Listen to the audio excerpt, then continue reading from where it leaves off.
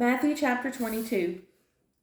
And Jesus answered and spake unto them again by parables, and said, The kingdom of heaven is like unto a certain king, which made a marriage for his son, and sent forth his servants to call them that were bidden to the wedding, and they would not come.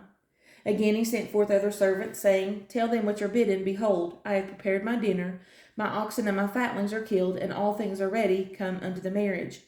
But they made light of it, and went their ways, one to his farm, another to his merchandise. And the remnant took his servants, and entreated them spitefully, and slew them. But when the king heard thereof, he was wroth, and he sent forth his armies, and destroyed those murderers, and burned up their city. Then saith he to his servants, The wedding is ready, but they which were bidden were not worthy. Go ye therefore into the highways, and as many as ye shall find, bid to the marriage. So those servants went out into the highways, and gathered together all as many as they found, both bad and good, and the wedding was furnished with guests. And when the king came in to see the guests, he saw there was a man which had not on a wedding garment.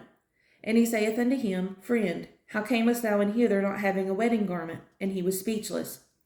Then said the king to the servants, Bind him hand and foot, and take him away, and cast him into outer darkness. There shall be weeping and gnashing of teeth. For many are called, but few are chosen. Then went the Pharisees and took counsel how they might entangle him in his talk. And they sent unto him their disciples with the Herodians, saying, Master, we know that thou art true, and teachest the way of God in truth. Neither carest thou for any man, for thou regardest not the person of men. Tell us therefore, what thinkest thou? Is it lawful to give tribute unto Caesar or not? But Jesus perceived their wickedness, and said, Why tempt ye me, ye hypocrites? Show me the tribute money. And they brought unto him a penny. And he saith unto them, Whose is this image and superscription? They say unto him, Caesar's. Then saith he unto them, Render therefore unto Caesar the things which are Caesar's, and unto God the things which are God's. When they had heard these words, they marveled, and left him, and went their way.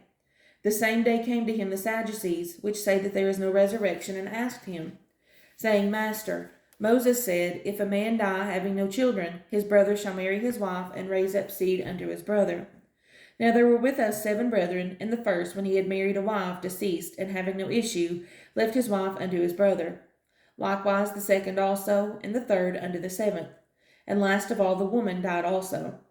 Therefore in the resurrection whose wife shall she be of the 7? For they all had her. Jesus answered and said unto them, Ye do err, not knowing the Scriptures, nor the power of God. For in the resurrection they neither marry, nor are given in marriage, but are as the angels of God in heaven. But as touching the resurrection of the dead, have ye not read that which was spoken unto you of God, saying, I am the God of Abraham, and the God of Isaac, and the God of Jacob. God is not the God of the dead, but of the living. And when the multitude heard this, they were astonished at his doctrine. But when the Pharisees had heard that he had put the Sadducees to silence, they were gathered together. Then one of them, which was a lawyer, asked him a question, tempting him, and saying, Master, which is the great commandment in the law? Jesus said unto him, Thou shalt love the Lord thy God with all thy heart, and with all thy soul, and with all thy mind. This is the first and great commandment. And the second is like unto it, Thou shalt love thy neighbor as thyself. On these 2 commandments hang all the law and the prophets. While the Pharisees were gathered together, Jesus asked them, saying, What think ye of Christ? Whose son is he? They say unto him, The son of David. He saith unto them, How then doth David in spirit call him Lord, saying, The Lord said unto my Lord, Sit thou on my right hand till I make thine enemies thy footstool. If David then call him Lord, how is he his son?